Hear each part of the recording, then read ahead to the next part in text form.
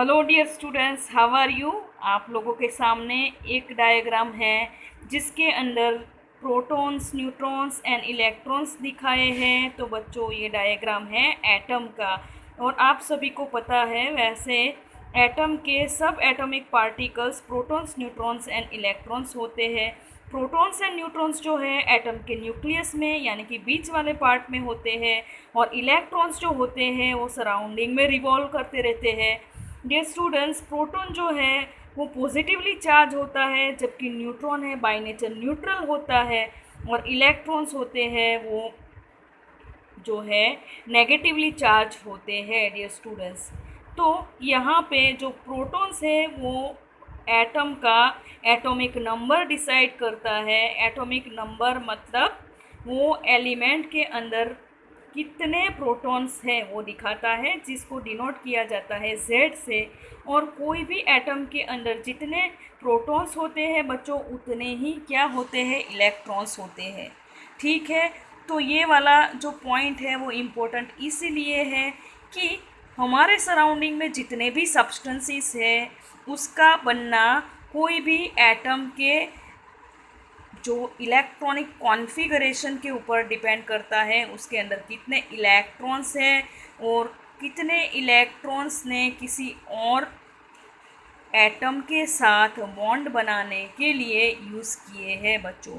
तो कंपाउंड किस तरह से बनते हैं वो देखने से पहले आज हम देखते हैं कि एटम के जो शेल्स है यानी कि इलेक्ट्रॉन्स के रिवॉल्यूशन के पाथ जो है वो कौन कौन से होते हैं, और उसमें मैक्सिमम कितने इलेक्ट्रॉन्स अकोमोडेट हो पाते हैं बच्चों।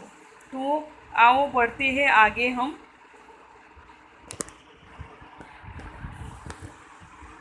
तो डियर स्टूडेंट्स, इलेक्ट्रॉन जो है वो पर्टिकुलर पाथ के ऊपर रिवॉल्व करते हैं, जैसे कि प्लैनेट्स जो है सन के अराउंड रिवॉल्यूशन करते हैं। यहाँ पे जो पाथ है या उसको हम ऑर्बिट्स बोलते हैं वो है KLMN, जिसके नंबर्स है 1, 2, 3 एंड 4। साथ में मैंने एक ब्रैकेट में O और P भी लिखा है। उसको हम ये वाले वीडियो में डिस्कस नहीं करेंगे। आप लोगों के लिए KLMN का अभी जानना ज़रूरी है। तो यहाँ पे ये KLMN है, उसको सेल्स बोला जाता है, और साथ में होते हैं सबशेल्स SPDF, जिसको ऑर्बिटल्स के नाम से भी जाना जाता है। तो डियर स्टूडेंट्स, अगर हम शेल्स की बात करें तो कोई भी सेल्स के अंदर मैक्सिमम कितने इलेक्ट्रॉन्स रह पाते हैं वो जानने के लिए एक फॉर्मूला है 2n²।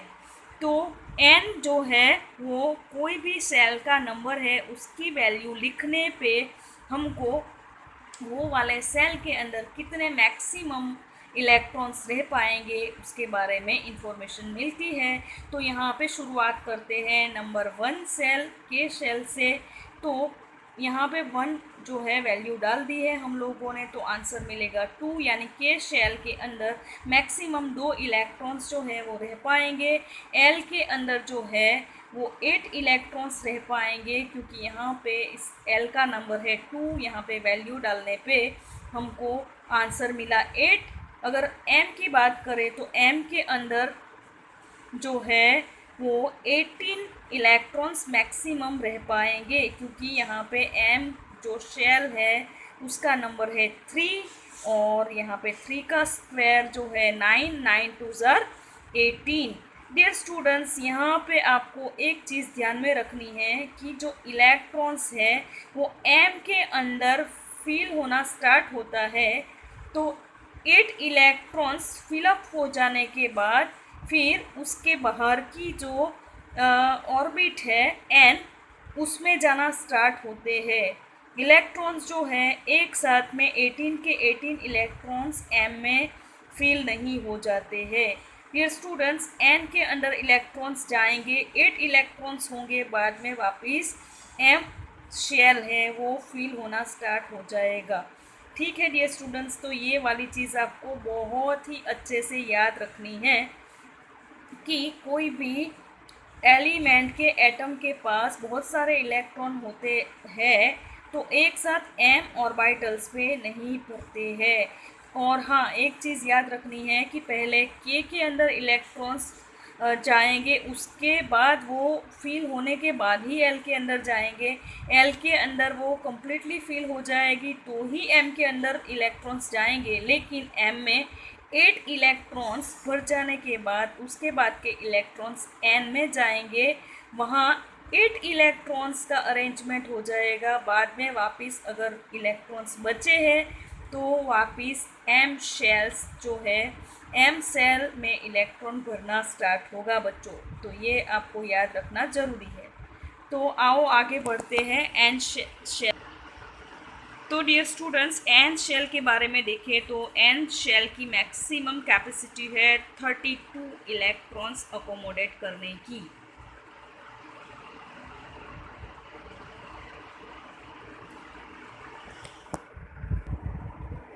डियर स्टूडेंट्स, अब हम देखते हैं कि इलेक्ट्रॉन्स जो है वो कैसे फील होते हैं और वैलेंस शेल्स क्या होते हैं, वैलेंस इलेक्ट्रॉन्स क्या होते हैं और वैलेंसी क्या होती है। तो डियर स्टूडेंट्स, आप लोगों के सामने स्क्रीन के ऊपर हाइड्रोजन, लिथियम, बेरिलियम, बोरोन ये सारे एटम्स दिख रहे हैं। तो हाइड्रोजन के अंदर हाइड्रोजन का एटॉमिक नंबर 1 होता है। तो आप देख पा रहे हो यहाँ पे बीच में जो एक डॉट दिख रहा है वो है न्यूक्लियस, और न्यूक्लियस के सराउंडिंग एक इलेक्ट्रॉन जो है वो रिवॉल्व कर रहा है क्योंकि हाइड्रोजन का एटॉमिक नंबर 1 है। अगर बात करें हम हीलियम की तो यहाँ पे हीलियम जो है उसमें 2 इलेक्ट्रॉन्स होते हैं। तो 2 इलेक्ट्रॉन्स जो है वो यहाँ पे दिखाए गए हैं। डियर स्टूडेंट्स, यहाँ पे ये हाइड्रोजन और हीलियम का जो डायग्राम है, जो उसके अंदर 2 इलेक्ट्रॉन्स, हाइड्रोजन के अंदर 1 इलेक्ट्रॉन, हीलियम के अंदर 2 इलेक्ट्रॉन्स हैं, वो के शेल्स के अंदर रहते हैं। तो के वाला जो सेल है, के सेल है, वो यहाँ पे एक ही सेल है, उसको हम आउटर मोस्ट सेल भी बोल सकते हैं क्योंकि एक ही सेल है। तो यहाँ पे के की कैपेसिटी 2 इलेक्ट्रॉन्स को अकोमोडेट करने की है। तो यहाँ पे वो कैपेसिटी जो है वो कंप्लीट हो गई है, इसीलिए जो हीलियम है वो स्टेबल है। ठीक है डियर स्टूडेंट्स, कोई भी एटम होता है उसकी आउटर मोस्ट सेल के अंदर अगर वो कम्प्लीटली फिल हो जाता है तो वो स्टेबल हो जाता है। तो डियर स्टूडेंट्स, वैसे ऑक्टेट का रूल यही है, ऑक्टेट मतलब 8। लेकिन यहाँ पे हीलियम की बात करें तो यहाँ पे के सेल जो है उसकी कैपेसिटी 2 है और 2 इलेक्ट्रॉन ऑलरेडी इसमें है, यानी कि ये वाला एटम भी स्टेबल है। तो कोई भी एटम है वो हमेशा जो है आउटर मोस्ट ऑर्बिटल को या तो कम्प्लीटली खाली कर देगा या कंप्लीट कर देगा 8 इलेक्ट्रॉन्स भर के, यानी कि ऑक्टेट उसका कंप्लीट होने पे वो हो जाता है स्टेबल। तो डियर स्टूडेंट्स, अगर हम बात करें लिथियम की तो आप देख सकते हो कि के शेल के अंदर 2 इलेक्ट्रॉन्स है, उसके बाद 1 इलेक्ट्रॉन है जो कि एल शेल में है। यहाँ पे बी के अंदर एल शेल में 2 इलेक्ट्रॉन्स हैं। यहाँ पे बोरॉन के अंदर एल सेल में जो है 3 इलेक्ट्रॉन्स है। इस तरह से इलेक्ट्रॉन्स जो है वो भरते जाएंगे। तो आप लोग नाइट्रोजन के अंदर देख पा रहे हो कि 5 इलेक्ट्रॉन्स है आउटर मोस्ट सेल में। ओ के अंदर 6 इलेक्ट्रॉन्स हैं, और जबकि एफ के अंदर 7 इलेक्ट्रॉन्स हैं। और बात करें हम नियॉन की तो नियॉन के अंदर फ्लोरीन के अंदर 7 इलेक्ट्रॉन्स थे, नियॉन के अंदर जो है वो 8 इलेक्ट्रॉन्स है। तो नियॉन का ऑक्टेट कंप्लीट हो चुका है बच्चों।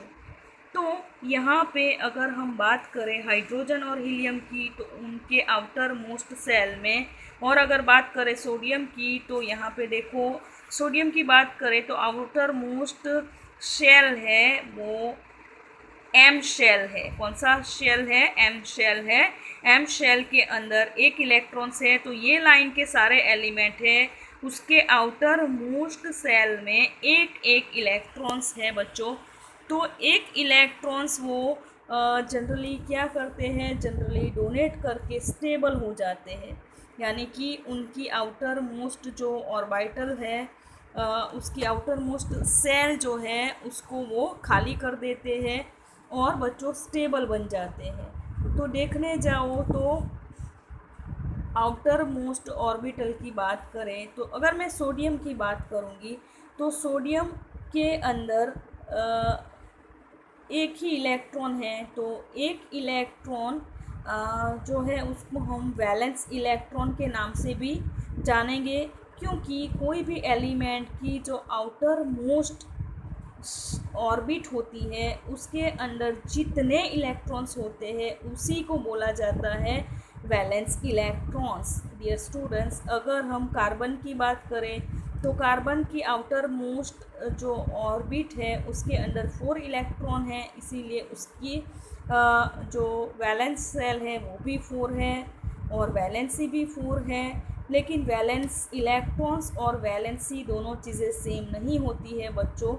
तो यहाँ पे अगर बात करें हम बोरॉन की, तो बोरॉन के अंदर आप अभी देख पा रहे हो कि जो आउटर मोस्ट सेल जो है वो है एल, और एल के अंदर 3 इलेक्ट्रॉन्स है।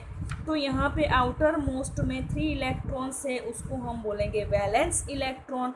लेकिन बच्चों इसको अपना ऑक्टेट कंप्लीट करना हो तो कितने इलेक्ट्रॉन्स चाहिए उसको, और 5 इलेक्ट्रॉन्स चाहिए। 5 + 3 = 8। तो डियर स्टूडेंट्स, कोई भी एलिमेंट के लिए 5 इलेक्ट्रॉन्स गेन करना आसान होगा या 5 इलेक्ट्रॉन्स लॉस करना आसान होगा? डेफिनेटली 3 इलेक्ट्रॉन्स किसी को दे देगा और बन जाएगा पॉजिटिव आयन, यानी कि कैटायंस। ठीक है बच्चों, तो यहाँ पे जो बोरॉन है वो क्या होगा, उसके वैलेंसी होगी 3। बेरिलियम की हम बात करें तो बेरिलियम की जो वैलेंसी है वो +2 है। वो +2 समझ में आया बच्चों क्यों है? क्योंकि वो दो इलेक्ट्रॉन्स जो है वो किसी को डोनेट कर देगा आसानी से और कैटायन बन जाएगा। ठीक है, तो Be+2 हो जाएगा। यहाँ पे Li+1 हो जाएगा क्योंकि उसके पास एक ही इलेक्ट्रॉन है, तो वो एक इलेक्ट्रॉन डोनेट करके +1 यानी कि Li+1 कैटायन बन जाएगा।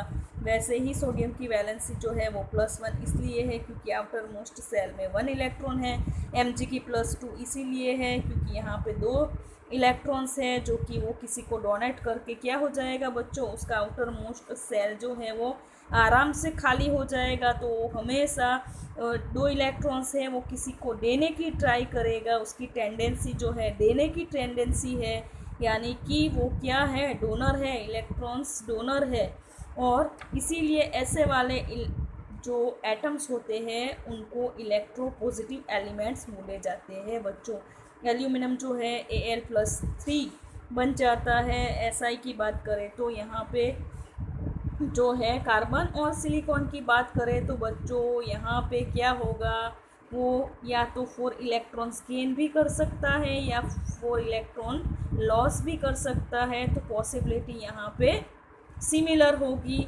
लेकिन अगर हम आगे बढ़े P के ऊपर जाएं या S की बात करें या Cl की बात करें तो यहाँ पे वैलेंस शेल जो है वो वैलेंस शेल के अंदर इलेक्ट्रॉन्स के नंबर जो है वो डिफरेंट होते हैं और उसकी वैलेंसी भी डिफरेंट होती है। उसका रीज़न ये है कि अगर बात करें नाइट्रोजन की तो नाइट्रोजन के वैलेंस शेल के अंदर वैलेंस इलेक्ट्रॉन जो है वो है 5, लेकिन इसकी वैलेंसी जो है वो 3 है। 3 इसलिए है क्योंकि 5 इलेक्ट्रॉन्स लॉस करने से उसके लिए आसान होगा कि 3 इलेक्ट्रॉन्स वो किसी के पास ले ले और स्टेबल बन जाए। वैसे ही फॉस्फोरस का भी यही हाल है कि यहाँ पे 5 इलेक्ट्रॉन्स आप देख पा रहे हो, तो वो 3 इलेक्ट्रॉन्स जो है किसी के पास ले लेगा और स्टेबल हो जाएगा। वैसे अगर बात करें फ्लोरीन और क्लोरीन की तो यहाँ पे आप लोग देख सकते हो कि फ्लोरीन और क्लोरीन के बाजू में नियॉन और आर्गन जो है वो एलिमेंट है। यहाँ पे नियोन का आउटर मोस्ट सेल जो है वो कम्प्लीटली फिल है, आर्गन का भी आउटर मोस्ट सेल है वो इलेक्ट्रॉन से कम्प्लीटली भरा है, इसीलिए ये वाले एलिमेंट्स जो है वो स्टेबल है डियर स्टूडेंट्स। तो यहाँ पे बात करें क्लोरीन और फ्लोरीन की, तो उसको नियोन, फ्लोरीन को अगर नियोन जैसा बनना है तो एक इलेक्ट्रॉन की कमी है। तो बच्चों फ्लोरीन हमेशा ट्राई करेगा एक इलेक्ट्रॉन किसी के पास लेके स्टेबल होने की, वैसे क्लोरीन भी जो है एक इलेक्ट्रॉन गेन करके कैसे बनने की ट्राई करेगा, आर्गन के जैसे बनने की ट्राई करेगा, स्टेबल हो जाएगा बच्चों। तो फ्लोरीन, क्लोरीन, ब्रोमीन, आयोडीन जो कि हेलोजन के एलिमेंट्स हैं, तो वो हमेशा ट्राई करते हैं हेलोजन ग्रुप के एलिमेंट्स जो है वो एक इलेक्ट्रॉन्स को गेन करके अपने आप को स्टेबल कर लेंगे, इसीलिए ऐसे वाले एलिमेंट्स जो है वो इलेक्ट्रॉन एक्सेप्टर्स होते हैं। और इलेक्ट्रॉन्स एक्सेप्टर हमेशा इलेक्ट्रॉन एक्सेप्ट करके नेगेटिव आयन में यानी कि एन आयन में कन्वर्ट हो जाते हैं, और ऐसे वाले एलिमेंट्स को बोला जाता है इलेक्ट्रोनेगेटिव एलिमेंट्स। तो बच्चों समझ में आया, वैलेंस शेल में जो इलेक्ट्रॉन्स होते हैं उसको वैलेंस इलेक्ट्रॉन्स बोला जाता है। वैलेंसी क्या होती है, इलेक्ट्रॉन का अरेंजमेंट कैसे होता है, इलेक्ट्रॉन्स जो है वो क्यों कोई भी सब्सटेंस के बनने के लिए ज़रूरी है। तो डियर स्टूडेंट्स ये था आज का वीडियो इलेक्ट्रॉन्स के अरेंजमेंट के बारे में, शेल्स के बारे में, सब शेल्स के बारे में, वैलेंसी के बारे में और वैलेंस इलेक्ट्रॉन्स के बारे में। तो डियर स्टूडेंट्स ये वाली चीज़ को आपके आंखों के सामने अभी जो आपके डिस्प्ले के ऊपर जो डायग्राम है वो आप लोग ड्रॉ करके उसकी प्रैक्टिस करोगे तो आपके लिए केमिस्ट्री बहुत ही ज़्यादा आसान बन जाएगा। इसको स्कीमेटिक एटॉमिक स्ट्रक्चर बोला जाता है।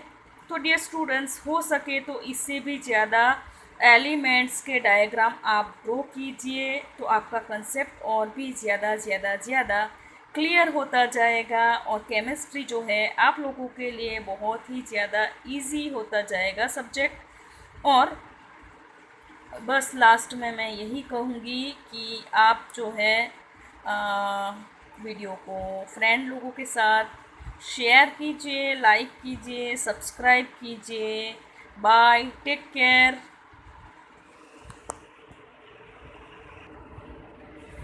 मुझे अभी लगता है कि एक चीज़ को आप लोगों के लिए इंक्लूड कर दूं ताकि आप लोगों के लिए आसानी हो जाए। तो डायग्राम ड्रॉ करने से पहले जो hydrogen, helium, lithium, beryllium, boron, carbon, nitrogen, oxygen, chlorine, neon, sodium, magnesium, aluminium, silicon, phosphorus, sulphur, chlorine and argon, ये जो एलिमेंट्स दिए हैं ये एलिमेंट्स के सिंबल भी दिए हैं। तो आप लोग स्क्रीनशॉट लेके ये वाली चीज़ को पहले लिख दीजिए ताकि आप लोगों को जो है उसका एटॉमिक नंबर, सिंबल्स क्या होते हैं, प्रोटॉन्स कितने होते हैं, उसके अंदर न्यूट्रॉन्स कितने होते हैं और इलेक्ट्रॉन्स कितने होते हैं, और KLM के अंदर इलेक्ट्रॉन्स का डिस्ट्रीब्यूशन कैसे होता है वो आप लोग आसानी से जो है कर पाओ। और लास्ट में जो है वैलेंसी दी है तो आप लोग देख सकते हो कि 1 0 1 2 3 4 तक वैलेंसी जो है वो बढ़ती है, उसके बाद यहाँ से वैलेंसी घटती है 3 2 1 0। यहाँ पे आप लोग देख पा रहे हो कि नियोन के पास जो है वैलेंसी घटती है, फिर घटती इसलिए है क्योंकि 8 इलेक्ट्रॉन्स है, फिर वापस जो है वैलेंसी बढ़ना स्टार्ट होती है 1 2 3 4 यानी कि अगर हम बात करें सिलिकॉन की और कार्बन की, तो कार्बन और सिलिकॉन में क्या है, आउटर मोस्ट में 4 इलेक्ट्रॉन्स है, तो चांसेस 50-50 है। यहाँ पे 3.5 दिया है, लेकिन डियर स्टूडेंट्स ये एवरेज दिया है, फिर बाद में जो है वैलेंसी वापस घटती है और यहाँ पे ज़ीरो, कभी भी वैलेंसी ज़ीरो आए तो समझ लेना है कि वो वाला जो है वो वाला एलिमेंट है वो नोबल गैस ग्रुप का होगा। तो यहाँ पे आप देख सकते हो आर्गन जो है नोबल गैस की कैटेगरी में आता है बच्चों। ठीक है, तो बस पढ़ते रहिए, प्रैक्टिस करते रहिए। बाय।